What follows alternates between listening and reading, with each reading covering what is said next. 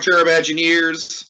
Grab your logs and don't whiz on the electric fence, because tonight we're talking about the long-anticipated Ren and Stimpy documentary. Happy, happy, joy, joy, the Ren and Stimpy story. Oh my god, Dragon, what? Wow. Okay, so Dragon, I'm just going to dive right into my thesis. I'm chomping at the bits to talk about this one, buddy. Holy shit, what a documentary. I mean, Dragon, I went into this one completely blind. All I knew was that it was a documentary about Ren and Stimpy. That's all I knew. I didn't know what they were going to get into. I didn't know if it was going to cover the John Kay stuff. I didn't know if John Kay was going to be involved at all. Dragon, you can imagine my surprise, not knowing anything about this. Not only is John Kay involved, but, right from the jump, we're going there. Dragon, this is the best documentary since Won't You Be My Neighbor, hands down. I mean, I love this thing. This thing floored me, man. I'm gonna say this much. Dragon, you know I'm a man who enjoys a good ending, right? Yeah.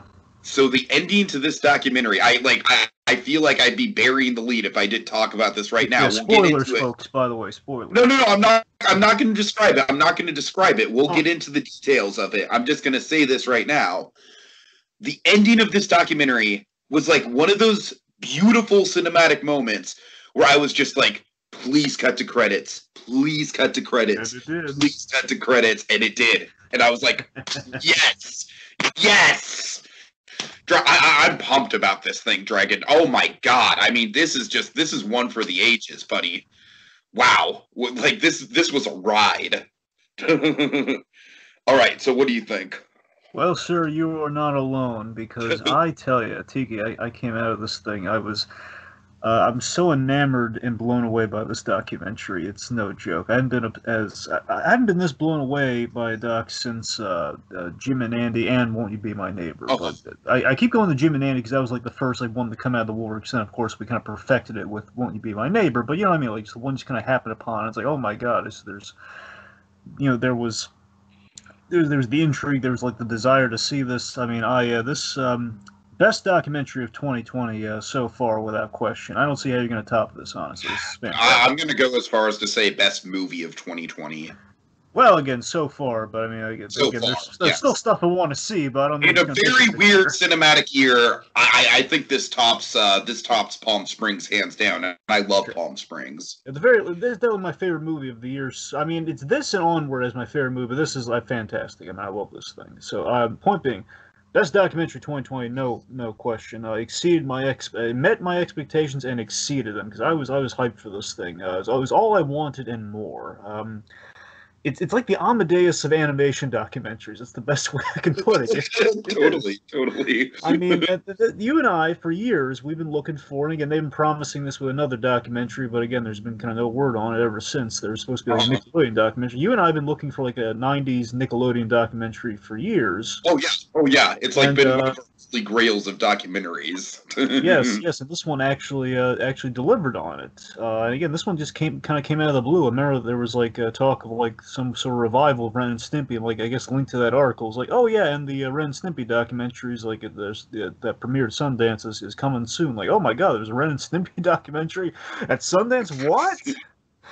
That's funny that you mentioned that, because I've actually known about this for quite a while. I think I've known about this for longer than you have. I just didn't know it was coming out so soon, but I definitely remember hearing about it at Sundance.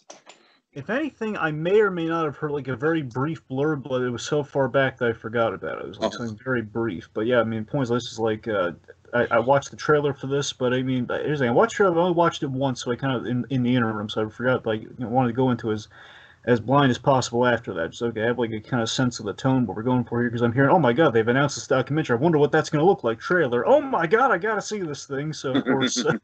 When it becomes available, and thankfully, my god, I was so worried it was not going to become available on Amazon, because now actually I bought it on Amazon. I'm going to buy it again on DVD. I need to buy it. Yeah, I'm with you. I need to make the purchase. Listen, I just loved it so much. I bought it so I can have it for the interim, because it comes out physically in October. So get it physically, because it's going to have a bunch of deleted scenes and stuff. And fingers crossed, it's coming. My laptop doesn't have a disc drive, and I don't have a TV in my room, so I think I'm. Oh, but the commie, damn it. Well, I Dragon, don't know if there's going to be a commentary. That's the thing. I don't know. I wish that they'd like release special features digitally. That would be so nice. Anyways. Well, the point being, I mean, I love this thing so much. I'm definitely going to get it. I don't know when, but because again, I do have it on hand, just on Amazon. The point being, I rarely go out of my way to buy movies on documentaries on Amazon unless I absolutely have to. Is if they're not going to get like a DVD release like the Galaxy Quest thing, which given the Amazon point, my point being, this was a big deal for me because I love it. I knew this thing was going to be good. And I watched it, and I was not disappointed. And one point I want to make, just to kind of transition this here. The title, I think, sums this movie up perfectly. Oh yeah, I agree. They debated not going with this title for a while, and it was kind of a working title. And there's a really interesting behind-the-scenes story for the whole documentary. Once you get into the back, and you're going to love this. But anyways, the point being, the title, I feel, sums up not just Ren and Stimpy perfectly, but also summarizes the point of the documentary up perfectly. It's think about it. Happy, Happy, Joy, Joy, of course, Stimpy's invention, the famed episode of Ren and Stimpy. This is like a creative high point for that show. It's one of the Hall of Famers, if not the best episode of Ren and Stimpy. And of course, the whole point of the episode is like it's kind of make someone happy and making Ren happy, and it's a whole episode driven by passion and obsession, as well as the characters, as well as John K behind the scenes on that one. It's like he really wants to make something, the Amadeus of animation in a sense for an episode. And of course, the end result, very happy, very joyful, but, very importantly, with a strong undercurrent and twinge of madness and kind of this unsettling feeling with, oh man, look at how happy Stimpy is that Ren is happy, but of course Ren is beating his head in with a hammer. Right. So I mean, there's that undercurrent and kind of that hardship that makes it all possible. And again, the whole documentary is like it's a psychodrama of mixed emotions. That's what that episode is. That's kind of what this encapsulates. It's you have the nostalgia and the iconic status that the documentary re-examines here over like 25 years later. Basically, it's been 25 years since Ren and Stimpy ended. It's been almost 30 years since it started. How crazy! We're a year away from 30 on Ren and Stimpy. Dragon, did you need to remind me that the Nicktoons came out the same year that I came out? Did you need to remind me of that? Anyway, the point being, it's quite a legacy pull in this thing. I'm head over heels for this documentary. Can't wait to talk about it. I got to tell you, like, how this thing gets made. It's an amazing story how this gets made. Well, but by all means, buddy, get into it. But just just keep it on the brief side if you can. Gotcha. Okay, so this is directed by two newcomers, Kimo Easterwood and Ron Cicero. Now, these guys, they had worked kind of in the camera side of filmmaking, a little bit of photography work, I believe, and they've done some short documentary work. So these guys, they were looking to do a feature together. Easterwood, he had a friend, Todd White, who was an artist, who knew John K. again through the art world. And this is years ago, before the big thing happens. Very important details before all that happens. Okay. So, point being, like, they're thinking, hey, we're coming up on probably an anniversary of Ren and Stimpy, and again, I don't know if it was like ended up being the one that we kind of went with. The point being, Ren and Stimpy's on the minds with John K. But all just kind of thrown out there. The directors are not really big Ren and Stimpy fans. They go into this relatively clean. Like when they got into making the thing, they watched it for the first time. That's like. I think Ron Cicero he watched like an episode or 2 years ago. Okay. So the point being, these guys, hey, let's do it. They go into making this documentary, do like an Indiegogo funding initially. They lucked out because when they were making this thing and they got their funding, they did not initially. They started making it. They did not get the permission of Viacom and Nickelodeon when they started. Oh, right. I was wondering about that. Nickelodeon is very strict about that kind of stuff. Yeah. So initially they did not, but then they went that like halfway through. They realized again they made a really big mistake there. They asked them, and basically Nickelodeon, Viacom, they kind of had this stance of, well, we don't want any. We're not going to officially give you a yes, but basically we don't want any official ties to this thing. Like don't.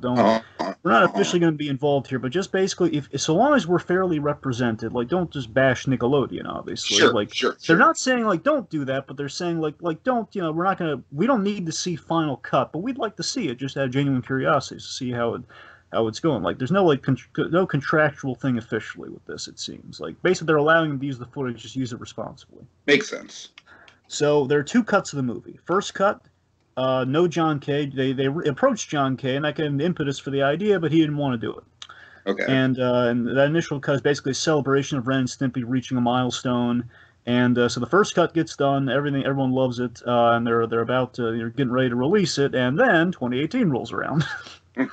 So essentially, the bombshell drops, which leads to a panic because, as they phrased it, like, "Oh my God, our film's toxic now. What are we gonna do? What are we gonna do?" Right. Yeah. So yeah. Ron Cicero does the boldest thing ever. He pulls a Jimmy McGill move here.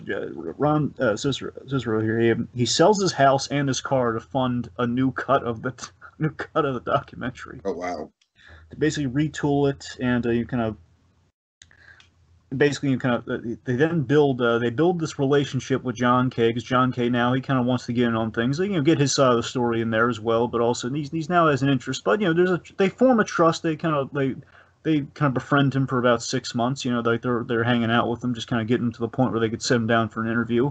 So 6 months later, he agrees to do an interview. They also got Robin Bird, the one of the women in question, and now they did this wonderfully. They consulted a psychotherapist, like their female editor. They want to make her as comfortable as possible, and basically the mantra in the whole thing is honesty and empathy. Goes to Sundance in January of this year to find a buyer, which is basically what you do at Sundance. And of course, we watched it, so they were successful, and it brings us to now. Okay, so yeah, let's get into John Kay, the subject, which of course. So I love how this movie, kind of frames. It almost gives kind of Dragon. I like to call it like a Greek chorus, if you will, the opening, where it almost gives, or I'm sorry, an overture is more like it, an overture. Where, we get all these edited segments of, kind of like Ren and Stimpy being this groundbreaking show, and, and Spudco being this maverick animation company that was going to take the world by storm, but then everything changed, and, the whole, like, I had nightmares about him. The opening just sums everything up perfectly. It's almost like a trailer in its own right. It's like, I feel like it works the same way that an overture would in a play, where it kind of gives you the main themes of the story and what we're going to be exploring.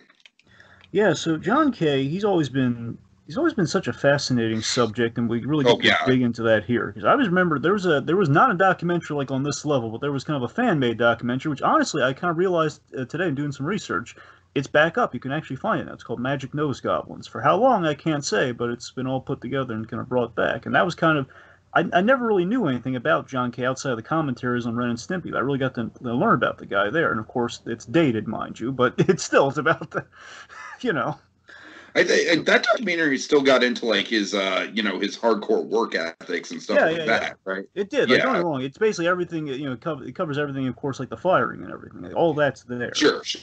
Yeah. What I'm saying is, John Kay always was a fascinating subject to me, and here, oh my God, man, it was such of course, the Billy West Howard Stern thing. Mm-hmm, that was in there too. That's what I'm saying. It covers everything, just minus the 2018 of it all.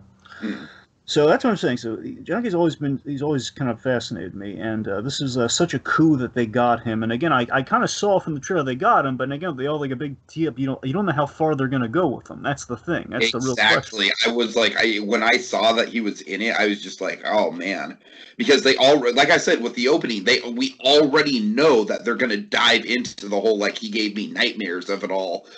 And then we see him. I love how that's teed up. You know what I mean? We get teases of the room and the collection and everything, but we don't see him yet. We hear people talk about him. I'm sorry if I'm talking more about the framing of the documentary than the subject itself. But I mean, I can't help it. It's just it's so well put together. I'm going to talk about framing all over the place. Yeah. I'm so enamored with. I love recontextualization in a good documentary, and I love how like the internal strength and the build up with stuff like that. So that's what I'm saying. So just having John Kay here, and of course the way we introduce him is fantastic. Seeing the room and the collectibles. That again, the man is his love of cartoons before he is the man. So that's why we see that stuff first, which is great.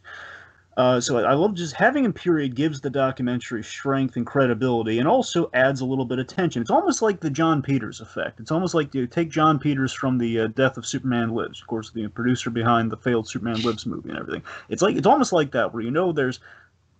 It's like that, but you have just that figure who, again, is like there's so much build up and talk about this guy, and we're sitting down with him, and it's like this guy's like gobsmacking reality effect. Oh God, he's in the room, we're talking with him, we're hearing it. It was surreal. It was a surreal moment for me, Dragon. It really was. Yeah. Absolutely. Of course, like you said, we've seen like the old commentaries with him and everything like that in old interviews. But you know what? I'm going to give the man a compliment. He's aged quite well. Yeah, he's like he's in his late 60s. Last I checked. Yeah. He looks amazing. Yeah, he does. But all right. That's the thing. So again, I love the recontextualization and drawing the parallels between the creator and his work, which this is done so perfectly with the subject here. I mean, let's face it, Dragon. If they didn't have those clips at their disposal, this would not be like half the documentary it is. It would be lacking. It would be lacking a little bit of style for sure. Yeah. I mean, oh man, especially like I love how from the beginning the clips are definitely used to contextualize things, but then we'll get into it as it gets on. Like I feel like the clips just get darker and darker progressively. That's what I'm saying. That's what I'm talking about. That's what the recontextuals. That's so fantastic. Totally. All right. That's what I live for in a really good document. Anyway, so point being, so basically what we do is we confirm and retell. We initially use John K. to confirm and retell the origins of Ren and Stimpy, as we've seen before. And basically they had this before they had John K. involved. He's basically we're getting the full. They're using every part of the buffalo with John K. so to speak. Here we're okay. Oh, yeah. We kind of hear from the source in certain respects. They retold a lot. They had 80 hours of footage, so they had a lot to use. Oh. Not just with him, I'm saying with everybody combined. 80 hours. Right. But the point being, though, I love what we're doing here is we're planting seeds and we're establishing who John is and how much of him is in the show. And, of course, to re-examine this later as we get into the Act 3 of it all, we tee up, we kind of plant the seeds for the big questions of Act 3, which is great. And a few notes here, John K., before we move on to some other stuff with the things. I love how, with the origins of John K., we get the whole the boy who discovered animation. What? The flip book. Yeah, the Huckleberry Hound of it all. Yeah. He just has so much energy when he's telling that story, and honestly, Dragon, I feel like here's the fascinating thing about this interview. All right.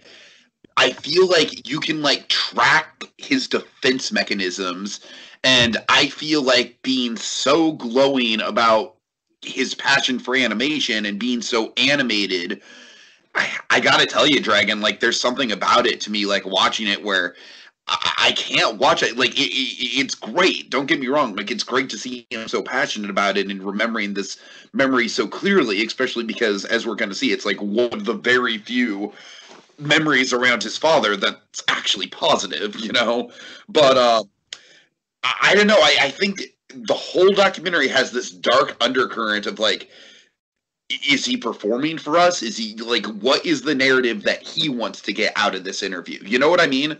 There's a meta context to it. Yeah, I think you can definitely read it that way, sure. I mean, I just think it's him just, I kind of read it as him he's just reminiscing, he's just getting, because that was such a huge moment in his life. But I absolutely see your point, though. It's great. There is that element to it. Look, I'm not saying he's not reminiscing. I'm just saying there's an element of performance to it. Well, yeah, in the sense of... Because, in the sense of, he knows he can't, I'm sure they already sat down and talked about it, he knows that this interview is going to go into dark places. So I feel like he's making the most of the positive stuff while he can. And as we see, it's absolutely going to be a squirm in your seat kind of deal when we get into the darker stuff. So you see what I'm saying? It's I feel like... Well, he absolutely is reminiscing, and there's no doubt that it's legitimate. He's definitely hyping it up. You know what I mean? Yes, and there's also that element of where again John Cage is doing what he's been good at for so many years, and that the man is the king of the pitch, the aggressive pitch. Mind exactly. Yeah. Where again, he's that's of all the stories he's pitched over the years, that was the impetus pitch. That's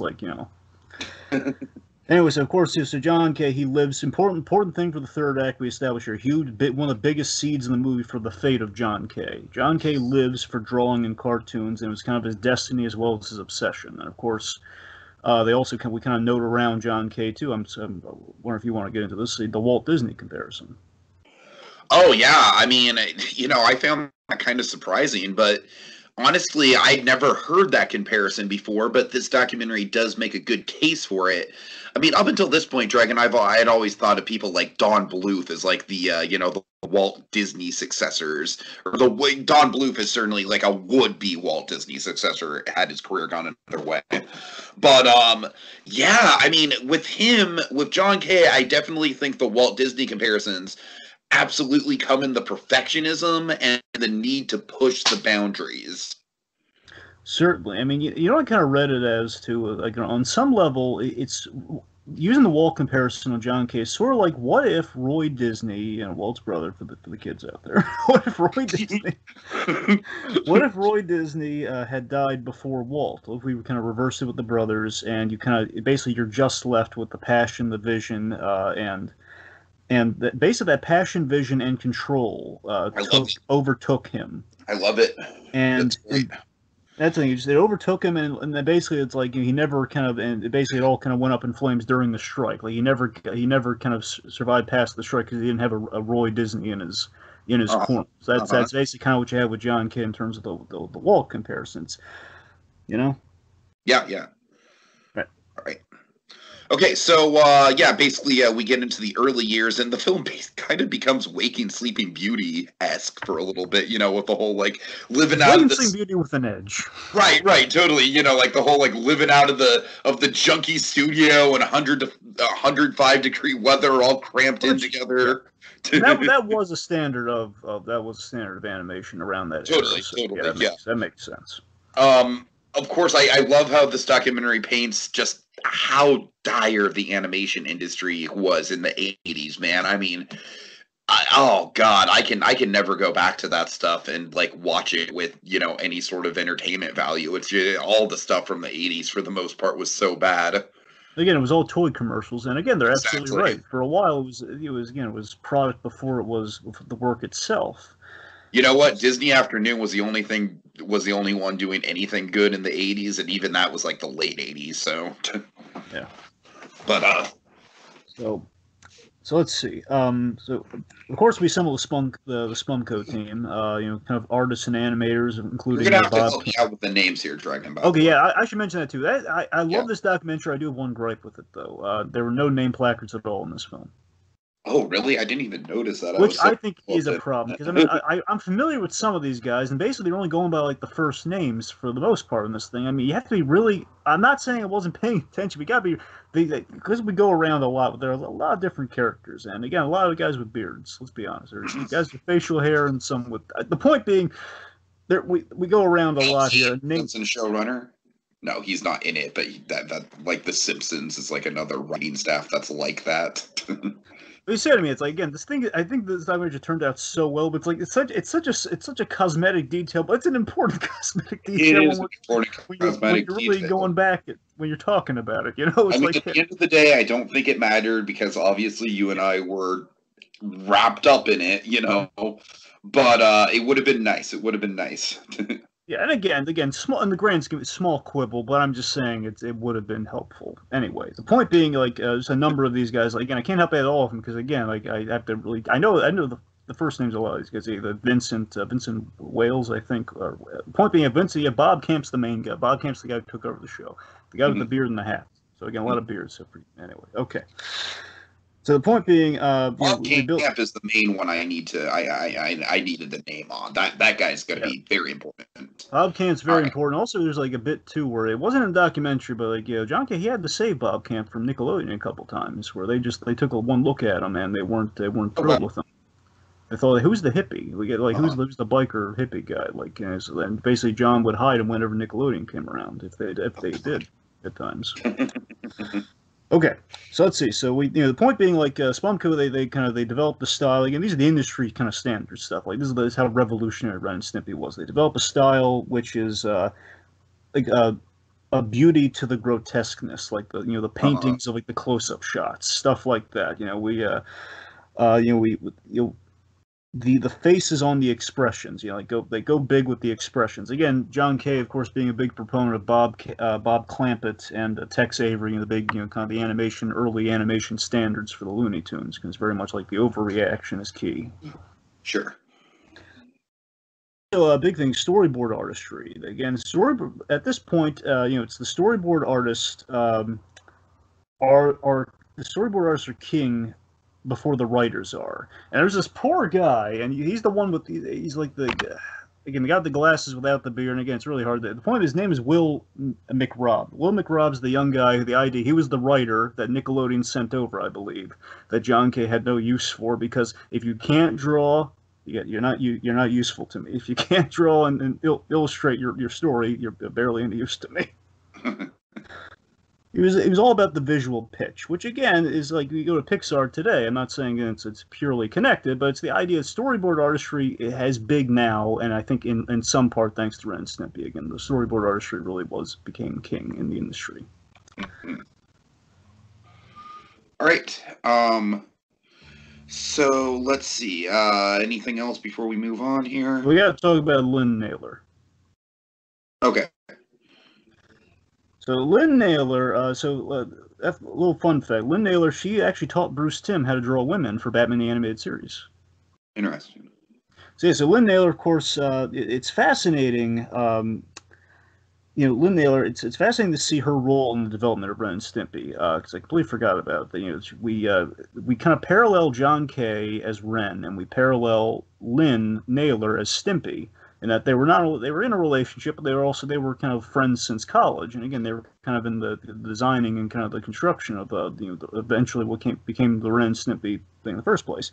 She even wears John Kay's glasses, man. That's what I'm saying. She had like the horn-rimmed glasses thing, like he famously wears. That's what I'm saying. So I love like how we're kind of planting the seeds that John Kay, his fundamental flaw is that this is a guy who needs companionship. He needs company. He always goes to lunch with somebody. Like, he doesn't like being alone, which of course kind of leads to the folly. Yeah. So yeah, but again, he even became a little bit too much for her, and just in like kind of his antics around the office, and again just like the kind of like his process, which was crazy, with Xerox and whiteout storyboards that they would then have to draw over, stuff like that. Like John Kay, he is strong coffee, and again, we kind of make the point with the comparisons to Ren and Stimpy. Who are you identify? I don't identify with the idiot. I identify with the a-hole. Where John Kay self-admittedly, he's an a-hole, but he has charisma, which is big, which can be too much, which again builds to Act 3, where again, strong coffee, but too much of that around, could be too much. Right. All right. All right. Sorry, Greg. You're kind of like you're making like kind of all the points for me right now, so I don't really have much to add to the Lynn thing. I'm sorry. Right. Okay. So let's see. So we have okay. So Vanessa Coffey, you want to talk about her or? Yes. Let's talk about Vanessa Coffey, man. Okay, so yeah, I really think that in the context of this documentary, it's a very interesting kind of sort of love-hate give-and-take relationship. You know what I mean? It's very much it's a fascinating dynamic where there's very much a deep respect for each other, but also kind of like a combativeness to it. So Vanessa Coffey, of course, is the Nickelodeon executive who, very interestingly, Dragon, I forgot about this tale. Jesus, I forgot about this detail. That John Kay was like pitching some sort of weird like our gang thing. Yeah, I think it was like your gang or something. And it's like the pitches sucked, but I zeroed in on the characters. So that's something that I was kind of like, that's interesting that John Kay, it's like, of course, Ren and Stimpy became his thing, but like Vanessa Coffey, at the end of the day, she kind of molded Ren and Stimpy. Absolutely, Vanessa Coffey, I think, is one of the standouts of this documentary, because I was very familiar with Vanessa Coffey because one of my favorite Ren and Stimpy stories ever, and I think we talked about this on Christmas in July when we talked about the Son of Stimpy episode. In that episode, the behind the scenes, like the commentary on that, they said that John Kay was talking with her, and this whole basically in pitching the story and the whole Stimpy and his son, and basically someone cried, and then there was like Vanessa Coffey was touched by the story, and then she was absolutely enamored by it. And then just like John Kay recapping the story, and the other guy's like, "That's horse crap. Like, what are you talking about?" Point being, just Vanessa Coffey's always been the heart of Ren and Stimpy in that regard. Mm-hmm. She was network sense. She was the one who she allowed him to get his foot in the door. She's like the one who didn't say no. She was the X factor. The network executive who actually like gave good notes and shaped the show. She wasn't she wasn't holding anything back per se, but she was passionate about the artistic merits. Sure, like she knew that John Kay wasn't fully there with the pitch because of what he was giving him, but with the with the your gang of it all. But again, she zeroed in on like this guy. I love how this guy pitches. We got a He's a guy. This guy's the character, creative we man. need. Exactly, and again, basically like the Batman comparison, she's like Gene McCurdy. She is like the executive who protected the show and saw it and kind of saw how it could work. And again, I also had to kind of had the rein in had the rein in John Kay at times too, which again they had such a wonderful give and take in that regard. And I love that she was always pushing for the pathos. She's pushing for the pathos in the heart, which honestly is what I love most about Ren and Stimpy, is that you can make the most ridiculous thing, kind of. Well, Oh again, no, I add some mean heart. honestly, that is the legacy of Ren and Stimpy for me. Like apart, like obviously as we're gonna get into, Ren and Stimpy's got kind of a stain on it, but I feel like you can look past that stain and you can still see like the heart and the pathos in the absurd and the gross, and that's really gonna be the legacy of the show. And like you said, that's all Vanessa Coffey. Exactly, and she's always seemed nice too. Just hearing those stories about her and everything. She was like always like, oh, he was crying. It's just like that sort of stuff. She's just she loves Stimpy. She was always. I love my favorite thing in that image. I love she's whole. I was so delighted by the fact they gave it thematic significance. The plush Stimpy in her arms the whole interview. Yeah, yeah. She's holding this plush Stimpy with the hairball, and again, like we once we hit like the low of lows when we zero in on you feel so much sympathy towards her. And honestly, I feel Nickelodeon through her and her companion. Again, we didn't really get the names unfortunately, but her and the other guy on the couch. I think it was a very fair depiction of Nickelodeon. What do you think? Oh yeah, no question about it. I mean, I mean, if anything, I feel like this movie's more of a hit piece on John Kay than anything else. Honestly, I'm not saying it's a hit piece. I'm just saying like Nickelodeon is they come out very rational in this whole thing. If anything, I feel like Vanessa Coffey is definitely the sympathetic figure between the two. Like John Kay is definitely the multifaceted asshole who's like very much like the the person who's keeping you glued to the screen. But it's almost like a Mark Zuckerberg, Eduardo Saverin type deal, where it's like Zuckerberg was the brains, but Saverin was kind of the heart. And like, I don't know, maybe that's a stretch, but Well, again, the I'm biggest just thinking thing, of like dynamic duos and creative relationships. certainly, and of course, the biggest age-old animation question you have that is a big center point with the Vanessa Coffey of it all is with the exceptional '90s animation of our time. We have like the boundary-pushing animations. You always have the question of, it's the censors and the studio notes. Do they improve or take away from the quality of the show? Where again, that push and pull leads to these inventive solutions and compromises. Like again, like look at Batman. We can't show Robin's parents falling to their deaths. But when we see that, we come up with the idea, we're going to see that rope swing by, and it's going to communicate all we need. So again, you're going to get some inventive solutions in there. And again, that's kind of the age-old question there, where again, like John felt kind of stifled by that, but honestly, it kind of led to some. Again, it kind of led to the pathos, led to the hearts, and again, that's the thing that kind of has made it stand the test of time. So again, it worked. All right. Okay, should we get into the George Liquor of it all? Yes, we should. All right, I can't imagine you. This is just wonderful. Oh man, it's so multifaceted. I know. Right? So there's a lot to. There's a lot to compress in here. So okay, so Right. George Liquor. Hold on. Let me say my piece, all right? Because I have a feeling that once you get started, it's going to be like it's a watershed. So let me say my piece on it really quick. All right, go on. I just think that George Liquor, it's very fascinating how John Kay was so protective over this character, and of course George Liquor, he was also in the Cans Without Labels train wreck that John Kay did a couple of years ago. It's like George Liquor's still around to a certain extent. John Kay, it's like I love how George Liquor is like the bastard child of the Ren and Stimpy show. And like John Kay is very protective over that bastard child that Nickelodeon didn't want to have anything to do with, that they said was like a disgusting character and whatnot. And of course, as we're going to get into, as I'm sure you have a lot to say about, George Liquor, obvious parallel to John Kay's father, and the very much abusive relationship that John Kay doesn't really want to call abusive. I don't know, just so multifaceted in the way that John Kay is so protective over George Liquor, so fearful over his father, and how he, there's not quite a resentment, but there's definitely just kind of like a, sort of like a lingering pain over what his father did to him. All right, I'm gonna give you the floor. So, George Looker, symbol, ultimately is kind of a symbol for John Kay blurring the lines between himself and the cartoon, which is very key in all of this, with basically this caricature, not just of his father, which obviously that's there, it's the main thing. So basically he's kind of a caricature of his father, but also the attitude of his father, and just kind of the manliness in general his father tried to indoctrinate upon him. Now, there was a literal caricature of his father in the Visit to Anthony episode. I don't know if you remember that. Remember the whole, like the kid who wrote the first fan letter to Ren and Stimpy, they put him in a cartoon, and then they wrote in John Crispolucci's father, who is this giant... It basically looks like this wonderful caricature of his father. He's like the most intense, awesome thing ever. Nice. Oh, it's my point being, so that's literally he put his father into a cartoon, and there was here's the thing: I'm sure there's a whole slew of deleted scenes that didn't make it into this thing. And again, they trimmed it to make sure the story was key, and I think they made the right choices for the most part. There's stuff I would have loved to hear about, but I've already heard it, so I guess it's fine. The whole he screened it for his father. There's a really funny story about that.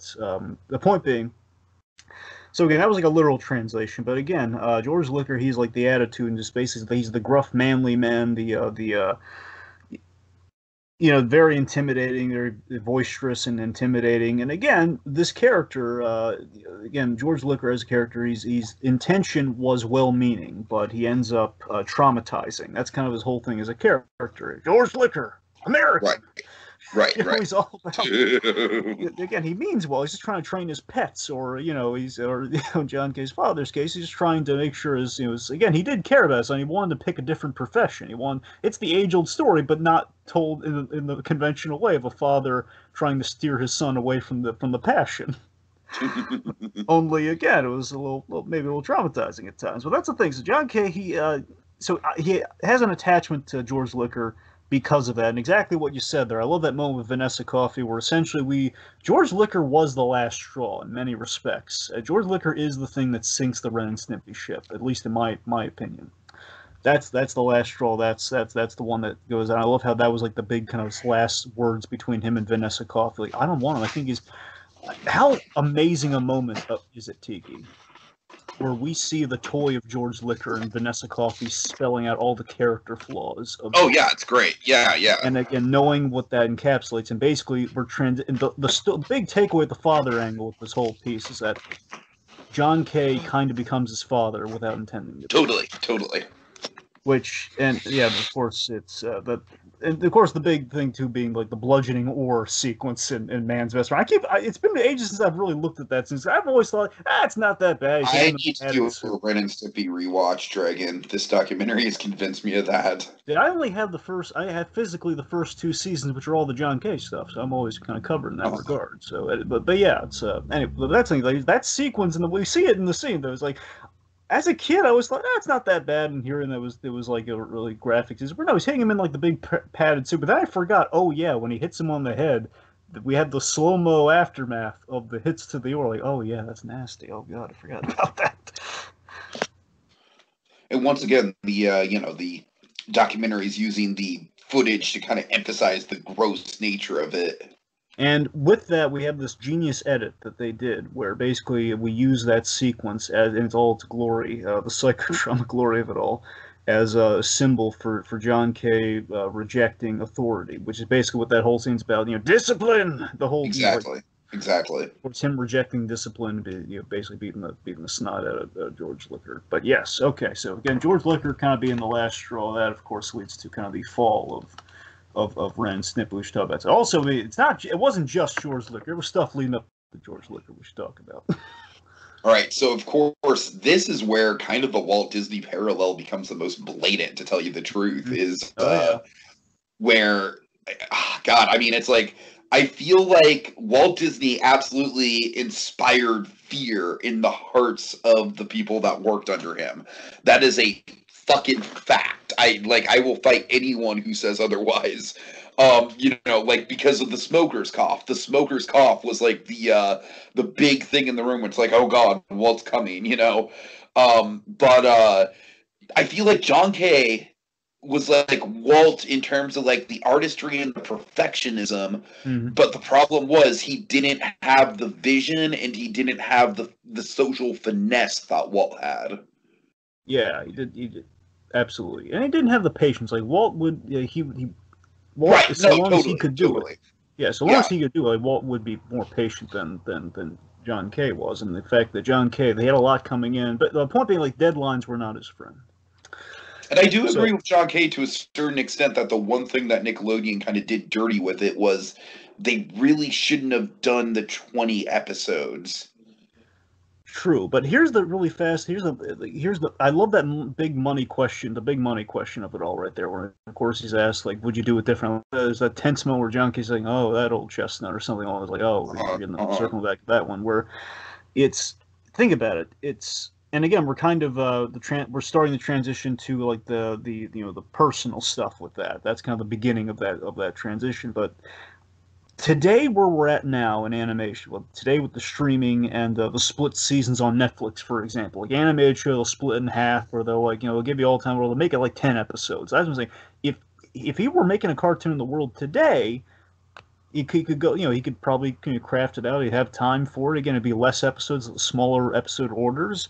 Maybe that would be what he's looking for. So yeah, less episodes, sure. If he would fight for like, yeah, let's do less episodes instead of more. Like but again, there's maybe a bit of ego. Like I'm swimming in success right now. Like absolutely. Like it's like Rick and Morty being picked up for like 7 seasons. Yeah, no problem whatsoever. But again, 10 episodes, not 20.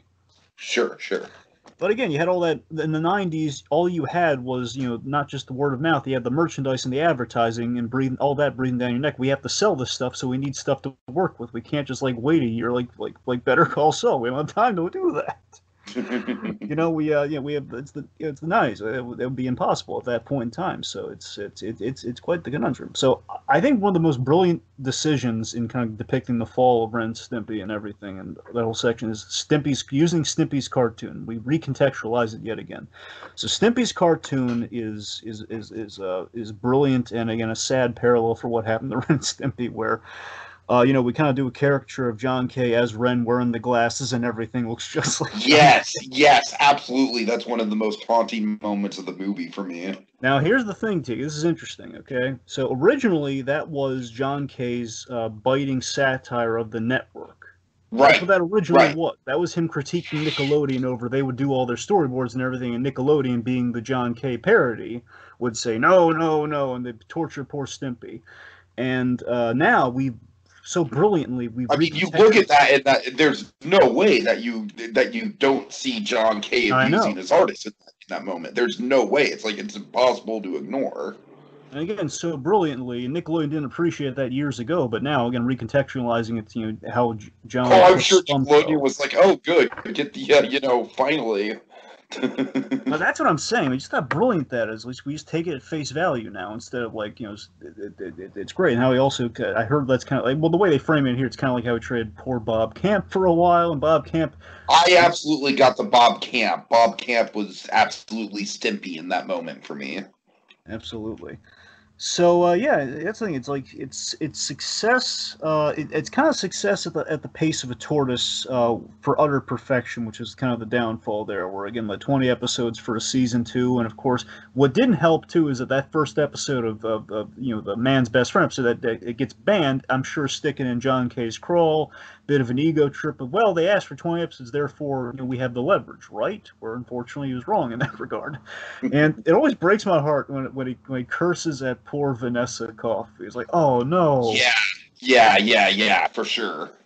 That's what I'm saying. And here's the thing: there was one element that was left out, and again, I get why they left this out, because again, they wanted to focus on the story. And again, hopefully DVD it's going to be, or Blu-ray it's going to be there.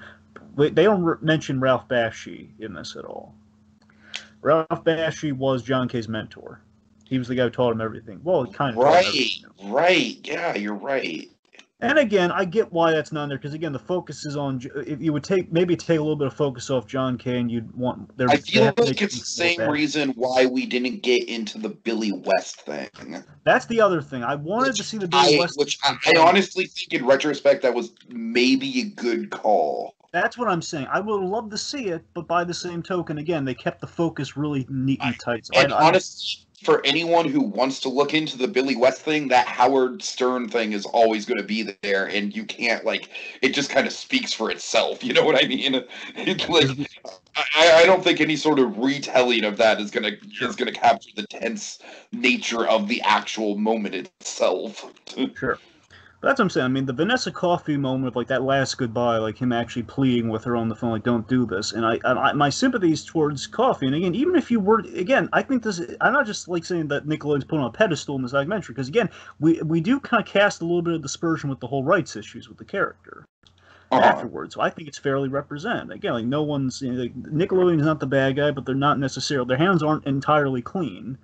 But I'm on Nickelodeon's side because of this moment with Coffey, though, because of the truth being she was put in a position where it's always terrible when you have to get rid of the main creative force on your show, and they didn't want that, and he didn't want that, but he left them no choice. He threatened to leave and everything. He basically said like I'm not gonna take any notes. He said no, you screw you. You're just gonna release it on my say so, which that's again it's the authority thing. It's simply not done.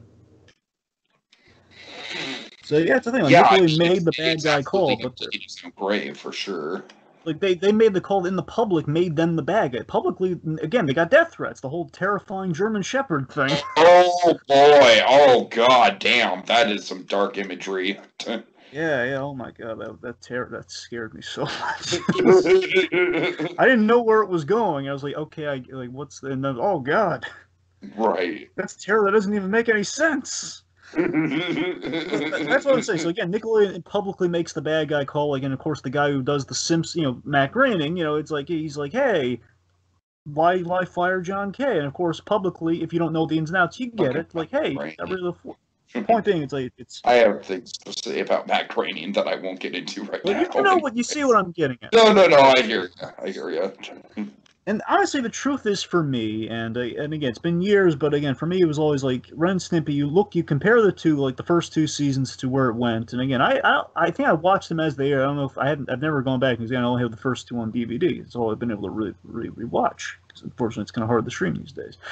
But the truth is, Ren and Stimpy didn't have the same impact once John Kay was gone. With Games Animation, there was a bit of a downgrade in the animation, if you ask me. And again, Bob Camp, he made the big choice to stay. Where again, he befriended John. Here's the thing. I feel like Bob Camp absolutely fits Billy West's role, and if Billy West would have been involved, it would have maybe diluted Bob Camp's role a little bit. Sure, and again, just in case you wanted to know, they didn't make peace after that. By the way, they made peace. They're on good terms. Bob Camp and I don't know. West? No, not that. No, I mean Bob Camp and John Kay. Oh, Bob Camp and John. Oh, okay. But John Kay and Billy West are still not. I assume not after that Howard Stern interview, but I haven't really. Yeah. No. That's the thing. It's basically kind of at the tone of it was a big messy divorce where you have to pick your sides and everything, and it was like, it was terrible. Yeah. All right, so then of course we transition with all that into the most again. Like I'm on the edge of my seat waiting to get to the third act of our film here. Oh yeah. And I love the palpable sense of dread, like the tone and the emotions you feel watching this thing. This is why it's like one of the reasons it's the best documentary of 2020, because I love the palpable feeling of dread and I love like the documentary knows and it's aware of like the terror that's about to follow. And I love how they only show you snippets because they're afraid to show the full thing because they know how terrifying it is. Adult party cartoon, you mean? Yes, the adult party cartoon. Okay, here's the thing.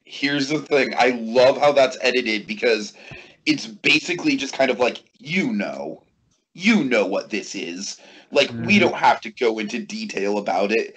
Anyone who's watching this documentary knows what this is and why it's so terrible. We don't even have to give you that much context. We just have to show you some imagery from it and just kind of, like, it's like the shortest scene in the movie, but it's one of the most impactful. Just think about how beautiful the flow is, Tiki. Just for a moment. Absolutely. Okay, think of our bits. Think of our beats here. Okay, Vanessa Coffey. We have the final goodbye with Vanessa Coffey as she tees up George Liquor. George Liquor, of course, being the beginning of the end. And then we go to we'd go that from that to Stimpy saying, "It's not my Ren, not my," on the creepy little TV and everything. And then we go from that to then just we're at the adult party phase. Uh-huh. Oh It's just boy. just brilliant. Of course, the web cartoons, the Spike TV era with the You know what, revamp. Dragon? I'm ashamed to admit that my dad and I watched the Frog episode when I Oh, was a teenager, and we cracked the hell up. oh, I'm ashamed to admit that. My dad and I did kind of share a sick sense of humor when I was in my teenage years. I mean, honestly, out of all those episodes, the only one I could find like possibly watchable out of all those is Fire Dogs 2 because of the Ralph Bakshi of it all, which is kind of Right, yeah. it's really gross, mind you, but it starts off pretty funny. Like, we did like the honeymooners thing of this. That's pretty fun. Oh, Anyway, the point being, so the adult party era. So basically, it's basically just looking at back on adult party is that it's kind of like how I feel about Family Guy today. I feel so betrayed by Family Guy. Yeah, very, very good comparison there. That's Absolutely. basically that's the only comparison I could ever make to really express like kind of how adult party cartoon kind of feels, and that it's very close to being the exact same thing. The only difference is you have the creative force. When Seth MacFarlane leaves, that's when Family Guy gets bad. It's like in this case, it's what if your main creative, like we got rid of all the other writers and we got rid of like all the other, in this case the storyboard artists. We kept a few of them, don't get me wrong, but still it's like the magic is gone.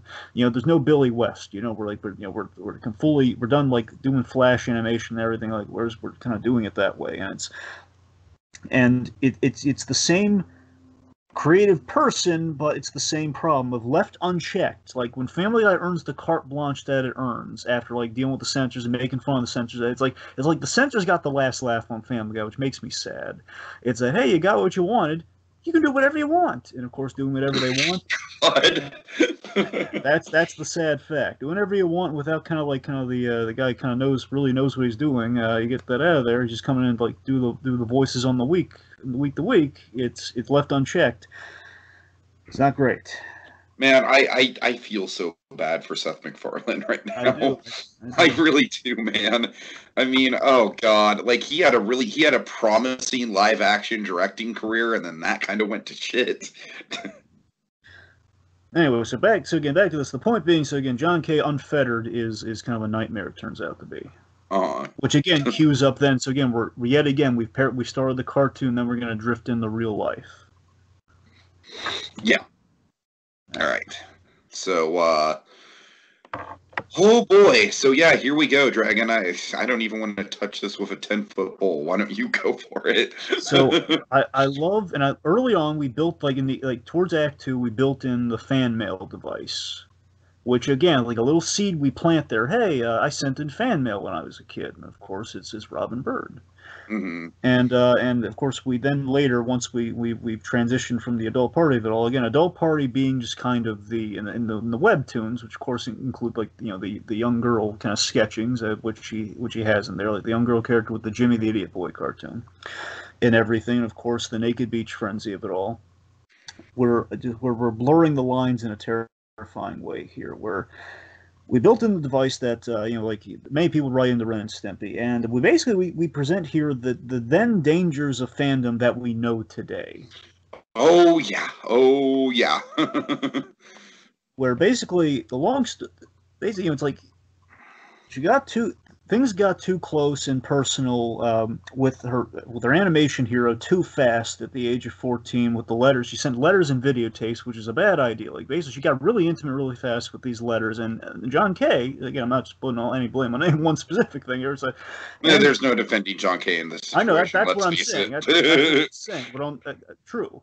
So that's what I'm getting at. So on the flip side here, again, what makes for an ill combination here. So again, like she's sending him intimate letters and videotapes, and John K, who can only really, I want to say, if I'm reading into it here, I want to say that John K can only express himself through his cartoons.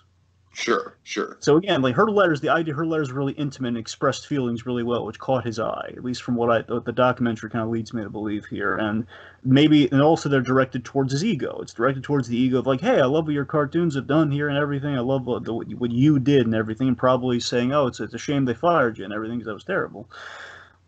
So probably John Kay being vulnerable after the firing and everything. So point being, this is all like an ill-fated combination. 14-year-old girl writing letters to a guy who just already has trouble relating to people, along with his being ready to being satiated with his ego. So the point being, like these two are on collision courses, ends being a train wreck. Oh yeah. So it's fascinating territory, though. It's not. This is not the traditional Me Too story. No, it's. I mean, in some ways, it's not. There's not a denial. There's no abuse taking place to some.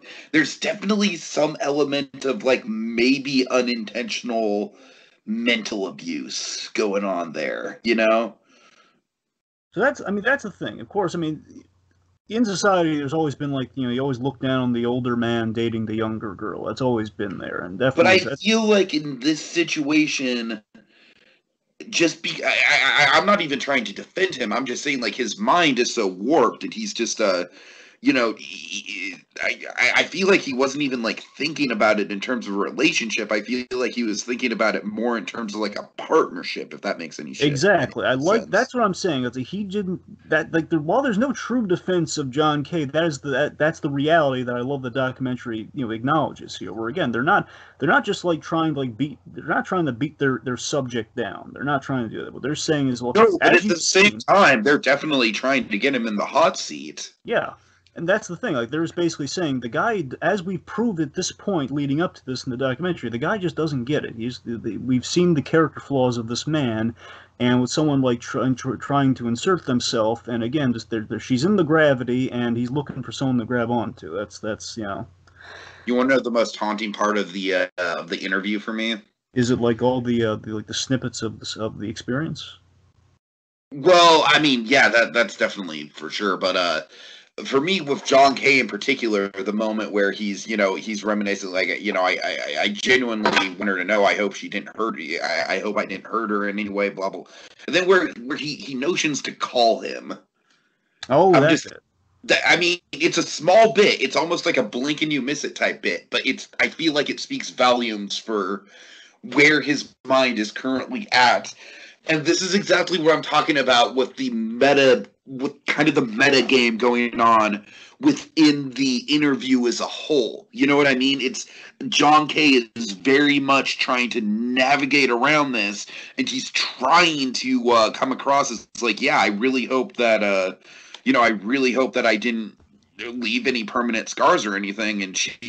But just implying that she would want to get back in contact with him means he doesn't get it. And just again, that's the thing. He just doesn't get it. Yes. So that's what so again, just to circle back a little bit here. So again, it's like this whole thing where it's not a denial because it is irrefutable. It's documented. We've seen photos. She moved in. There's no getting around that, which is so interesting. She moved in. I was like, oh, are you fucking kidding me, dude? Yeah, did you not know this? No, I mean, I got to be honest with you, Dragon. I haven't really looked too much into it. Well, here's the thing. I only bring it up because, again, like the photo they showed here is like that was the photos everywhere when they kind of put the thing up there. So it's that. I knew he was like having some sort of interactions with a fan, and that it was it got too serious too fast. That's all I knew. I didn't really know about the moving in element. But yeah, so essentially it's this thing where, again, so it's been documented, she moved in, people have seen her, so there's no getting around that. And also the Katie Rice of it all. Here's the thing, I was familiar with Katie Rice because she was on the Adult Party bonus features thing they put up. Oh, and that's what's scary to me. It's like, oh my God, it was under our noses the whole time. And you feel dirty upon the revelation. Like one of the interviews where she's like a young animator or something like that. Yeah, when he's like introduced. Oh, like, I know what you're talking about. Right. Yeah, it's from the the introductions on the DVD or something. Anyway, so that's what I'm saying. I like that it is like a fair representation of Jew Wario in retrospect or something like that. It's what? It's like watching Jew Wario stuff in retrospect. Yeah. There you go. Yeah. I mean, I don't get me wrong. I think Jew Wario was like more of a monster than John Kay is, but I'd agree there. That's what I'm saying. Like, I like that there is a fair representation on both sides. Basically, it's not clear cut is what we come away with here. It's not clear cut. It's still wrong. It's just not a straight line. Exactly. That's the thing. It's still wrong. And again, it's basically a kid with a hero crush. At the time, 14, she's a kid. She's a kid with a hero crush and feeling she didn't get. So it was out of her control. She didn't get it. And John Kay, had he been a normal guy, would have realized that. Hopefully, he would have realized that. And that's the thing, the star relationship. But again, just the fact that he was in a very bad place mentally. Yeah, they're two non-emotionally mature people, or at very least he's not emotionally mature enough to kind of be thinking clearly in this regard. And again, that doesn't absolve him of anything. I'm just saying that's like they're two very ill-fated roommates, essentially, which is very bad. What comes out of that? So again, and also it's what really hurt her. I think with trauma, the big thing that really is what has affected her most. It seems from like the way that's in the documentary is that it's someone from the outside learning what we, the audience, at this point have learned about, John Kay and like the thing with the animators and everything. She got like an up close and even more personal, probably, view of his eccentricities and his character flaws, which I'm sure didn't help things. And that's probably what, again, she basically, this is the big moment in the documentary. We get the up-close adult party, Ren footage. We have those really creepy shots. Remember, we have those really creepy inserts of Ren and again, like this caricature. Remember this caricature of John Kay? I think it's a sketch that she made of John Kay, I think. I don't know who made it. But we have this character that keeps moving forward slowly and slowly. Right. Again, that whole sequence, and again, kind of representing kind of the trauma and just kind of the scary side of what she saw. And again, without the social boundaries, our Ren-like figure in John Kay is without his Stimpy. Ever since you take away the Vanessa Coffee, take away the support net of all his Spumco friends, of all of Coffee, of again the actual Stimpy figure with Lynn Naylor. You take those away, he's a guy looking for the old status quo, which doesn't exist anymore. With Spike TV Nixon, the adult party cartoon as well. It's like it's a cycle of control that he's probably not aware of, where he's seeking control, where, again, he's becoming his father, and he's basically becoming a father to this girl, but, again, like his father, which he does not want, which no one wants. And that's the sad tragedy of it all. Mm-hmm. On both sides. And it's what got me in the heartstrings, really, is like Vanessa Coffey reflecting on she's so hurt that fans of the show got hurt by this. And again, that says all you need to about at the end result. Any way you come down on the argument, their like responsibility and everything. Vanessa Coffey, I think she spoke to it beautifully in a sad way, where it's again like that fans of the show were lured in by that. And again, whether it be intentional or not, it happened. And again, you can't scrub that away, folks. Mm-hmm. So we're left with the biggest question of the piece, and like half the reason for doing the documentary, which is this. Which is just great. This kind of question of redemption and legacy. What is a legacy? It's planting seeds in a garden you never get to see. I'm sorry. I'm sorry. I'm sorry. I'm sorry. It's for the kids, but I'm sure the kids know that. So again, think about this, T. Isn't it such a wonderfully tricky and divisive end we have here for a film? After we do that, and we kind of show our sides here. No sides are necessarily taken, but it's in the audience's hands to make their own calls at the end. Oh yeah, absolutely, yeah. And the whole thing about it is can we? Is there any sort of redemption for John Kay? Yeah. Or is he going to just go down as like this dark, shadowy figure of the animation industry? I don't know. I really don't. I mean, I feel like this interview, as illuminating as it was, like I said, Dragon, there is this intense metagame going on with John Kay where it's like, he's like a bullshit artist through a lot of this. It's like he's using genuine emotions and genuine stories, but you don't know how much of it is a defense mechanism, how much of it is performance. And I love that ambiguity with the interview. I keep going back to that. That's one of my favorite things about the John Kay interview itself. The biggest question with your thing, Tiki, though, that's really cool, is when you think about it, like why it's kind of the Rorschach test of why would anyone, because this is so unique that we have this in a documentary. we got the subject matter. Who again, we're in an era right now where no one is doing this. And yet he had agreed to it. And again, I know there's like 6 months of basically getting to the point of trust there, where he's going to trust it. And again, everyone, all along with the Nickelodeon side of things, they trusted our filmmakers here to kind of do them right. You basically give them a fair portrayal, which again is what's done here. But that's what I'm saying. There is like, why on earth would John Kay agree to do this? Which is a fascinating question. Which again, maybe he's thinking he could maybe there's a spin where he can come out like coming back out of the retirement. Who knows? Again, the redemption. I mean, that's my thing, Dragon. I feel like there's got to be some element of that. Again, it's maybe a man seeking redemption in some form. A man, again, which is the big, absolutely. Yeah. And then the question of legacy as far as the show goes is also like Dragon. It's like the fucking Mona Lisa with a tiny coffee stain on it. You know what I mean? It's like the show itself, and in the John Kay era. I mean, it's beautiful. It is legitimately like a work of art. I mean, the expressions, the timing, the humor, the voice acting, the fact that they were able to pull genuine pathos out of all that. It's legitimately like the older I get, the more I appreciate it. I think besides Hey Arnold, I think it's maybe the Nicktoon that holds up the most over time, and maybe to a certain extent it holds up even better than Hey Arnold because I feel like it's a little more timeless than Hey Arnold is. So, you know, man, but of course we do have this whole thing of like, what cost did this perfection come?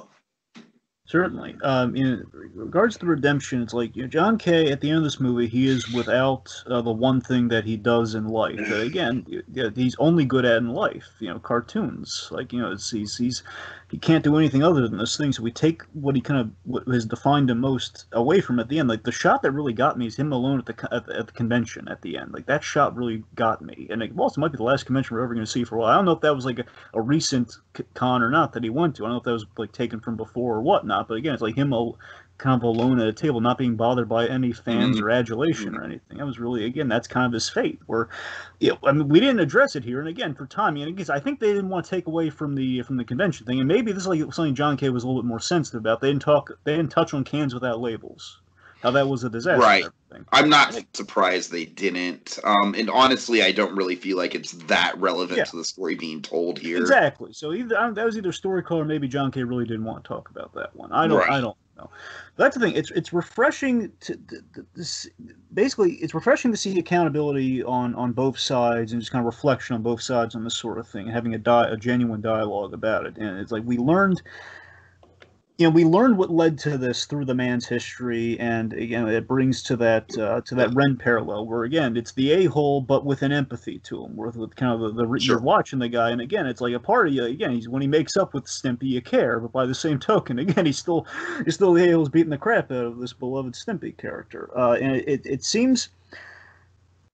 And again, it seems like he doesn't see any of this until it's too late. Again, as history repeats itself, he gets fired from the show, and then like years, I'm sure he reflects on, it was kind of my fault. And of course, now with this, with everything stripped away, like forced retirement from kind of being from cartooning, it's like he's only left with the realization. Again, the realization he kind of became his father in that respect. And again, his father told him to find something other than cartoons, and now he has nothing left. You know, without the cartoons, because of that, it's a heady place that we leave. And I think the important point is we shouldn't quote Ren and Stimpy negatively because of this, because we hear that from the victim herself. Like, actually, people should still remember the good stuff. They shouldn't just think of all the negative stuff just because of her, just because of because of me, she says, and everything. And it's like, because again, we have that great title card thing. I love the title card moment, like the double-edged sword of legacy, where without John Kay's problems, it's like a comedian. It's like the tragedy behind the comedy thing. Absolutely. What screws John Kay up, you don't have Ren and Stimpy at all. You don't have that. But you have to respect, though, it comes at a cost. You don't have the result, but it comes at a cost. And Tiki, I'm going to get a little personal, just for a mere moment. It's like, I'd love to think that redemption and forgiveness, I like to think that redemption and forgiveness as a concept proves that we want to change and we're not just out for revenge, especially in the crisis that we're in now with everything and so on and so forth. So I'd like to think there is a redemption for him. I don't know what remotely that is or how that comes or how it gets packaged in, or if this does it. I mean, in a perfect, in a perfect by the numbers, like we're going to end on the happy rainbow world, I guess. I don't think it's that clear cut. As with this whole documentary about, it's not clear cut. We've heard from both sides, which is smart. The reason that both of us like this documentary as much as we do is exactly because it's not clear cut, because there's so much ambiguity to it. That's what I'm saying. I mean, this documentary kind of fills you with hope that, again, like we're talking about things, we're not afraid to talk about them. That's what's. That's a good, yeah. And great. Dragon, of course, we have the ending. Which, like I said, that it's just like a fucking like mic drop. Chef kiss, man. It's like, and also we circled around the magic thing. He thought animation was magic, and he talks about the magic wearing off to the image, which is then. All right, you describe it. The image is basically this perfect image of John Kay at the drawing board in private, and he's basically drawing Ren and Stimpy, and Stimpy's yelling at Ren. Again, probably like a recreation from the adult party thing. I could be wrong. I'm assuming that's kind of... Anyway, the point being, it's Stimpy yelling at Ren with "You Monster" being written by John Kay on the paper. It doesn't get any more perfect than that, folks, in terms of what a man left with his passion only in private, basically the struggle within on paper. And then the slow kind of pan out, and like I said, Dragon. Yeah. He's like the panel of the flip book, as Huck. He's become, he's become literally he's a totem of animation right now. Like I said, Dragon. Honestly, when it comes to nailing movie endings, I am like a fucking sports fan. Like, I will go nuts when a movie ending is nailed. And I've had moments where I'm like, cut to credits. And you live for that Kevin Smith credits motion. You live for that. I live for it, man. I live for it. Absolutely. And so that is why, I mean, just kind of wrap it into my final thoughts, man. Like, this thing is so multifaceted. It's so morally ambiguous and complex. The interview itself is like the main John Kay interview, I should say, is like just one big heady like meta game of intentions and just the contextualization of everything. This is just, God, this might be the best documentary about the animation industry at large since the golden era of like Waking Sleeping Beauty and stuff like that. It is pretty hard to beat, and I love that we have one on the Disney side, and we have one again, not purely a I keep wanting to say it's Nickelodeon documentary. It is. Don't get me wrong. It is technically. It does fit that moniker. But I seem to though, again, Nickelodeon has a key role in this, and again, it's tied into the likes. I love that it's more Ren and Stimpy than it is just Nickelodeon as a whole. So I love that we've gotten a taste of what we want. I want a documentary as good as this about Nickelodeon. Again, like if every Nick show that we love got a documentary like a treatment like this in terms of like how you approach it, how wonderful a world would that be, Tiki? Right. So final thoughts. I don't think any of them will be as compelling as this one. No, certainly. Well, again, obviously not as perfect as this, but you know what I mean. But anyway, so final thoughts to me. I love this so much. It's an exceptional directorial debut. The guys behind this should be so proud. Again, it's their first movie, and they did such a good job. I'm going to tag them on Twitter when I post this. Yeah, they're actually they're working on well, this was during Sundance. That was in January, so I don't know where in the state of the world right now. I don't know where this project lays, but they are working on a new project about two celebrities, I believe a pair of celebrities. So they've been in talks with them to something.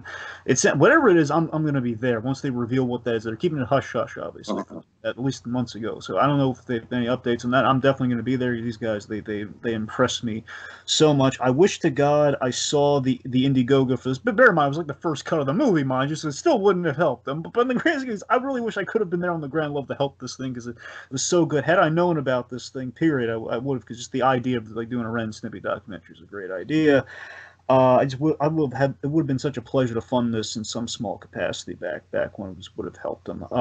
These are the documentaries that we need right now. It's a documentary. We need a documentary that's honest, thorough, and unafraid. Not to mention it's narratively just so perfect. It's not just a documentary about a Nickelodeon series, but it captures what was revolutionary about it, with a creator-driven show, which is so important. Again, the title card of it all. Again, like say what you will about it, but the title card again is that opens so many doors. That's the reason we have these. These Nickelodeon kind of, again, they were looking for that in the first place. They patented it. It was perfect. And again, I love just the re-examination of, it's unafraid to really dwell on certain things. It's unafraid to cover things as they are now, and just like we're going to come to it now and cover the warts and all of it all, and just re-examine that now. It's I love it. This thing turned out perfectly. It's so good. I'm so happy to watch it. It's wonderful. All right. Okay, thanks for watching, folks. This has been a great time reminiscing about this movie. Just check it out. It's on Google Play. It's on Amazon. I would honestly, if you're a fan of animation at all, I would recommend straight up buying this thing, man. Like, get the Blu-ray or the DVD. Whatever one has the more features, get it, because I'm sure there's going to be a bountiful deleted scenes on this thing. I want to see. I mean, and I gotta say, like, I'm kind of regretting, doing the initial rental for $6 because I need to own this. Like, so now I'm gonna have to spend another $10, but whatever, I'll throw more money at it. So, all right, have a good night, everyone. Thanks for watching.